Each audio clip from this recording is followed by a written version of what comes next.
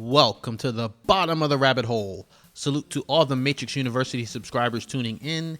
You are always appreciated. In this video, we're going to discuss the Matrix comic, Get It.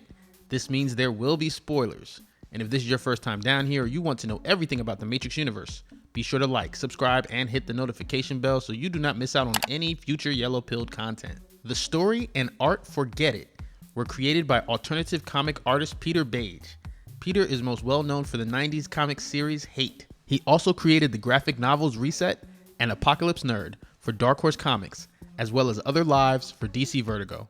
Peter is also a longtime contributor of both Mad and Reason magazine. In the Matrix comic titled Get It, the main character Johnny is leaving the movie theater after watching The Matrix with his two friends. While the two friends thought of it as the greatest movie they had seen in ages, Johnny says, "I don't get it."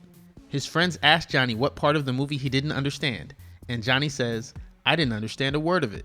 The three go into a beer and burger joint called the Tin Hat, where James tries to explain the basic premise of the movie, while the other friend tells James not to bother.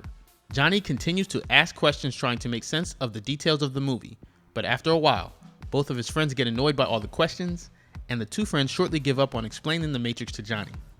Johnny accepts that the film went over his head, and as he begins to leave, James says, "I'm sure a lot of people didn't get it." Thanking his two friends for the beer, Johnny leaves through the front door of the Tin Hat, at which point his friends, along with everyone else in the bar, reveal their agent earpieces, playing on the idea that we are truly living in a simulation, and the Matrix films were the machine sharing the truth through these movies in plain sight. The two friends then refer to each other as Agents Lewis and Davis, expressing satisfaction that a lot of people don't get the movie, with Lewis stating that the fewer humans who comprehend what's really going on, the fewer humans they must destroy.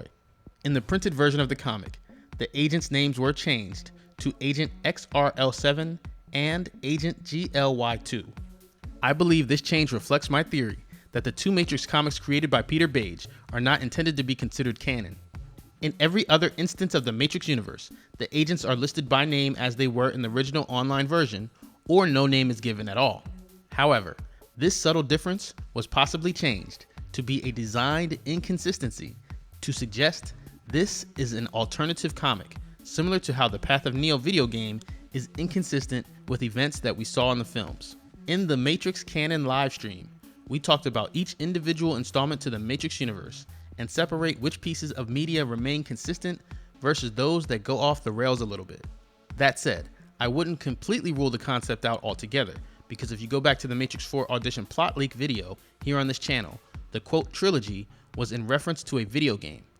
Now, I don't personally think that those audition lines would be in the final cut of the film, but if those auditions were truly authentic, then it could be a clue that ideas similar to the Matrix comic Get It could very well be a part of the plot in the Matrix 4. You can let me know what you think in the comment section.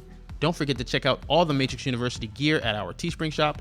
If you appreciate this kind of yellow-pilled content, be sure to share it on other platforms like Facebook, Reddit, Twitter, and remember, as one realizes that one is a dream figure in another person's dream, that is self-awareness.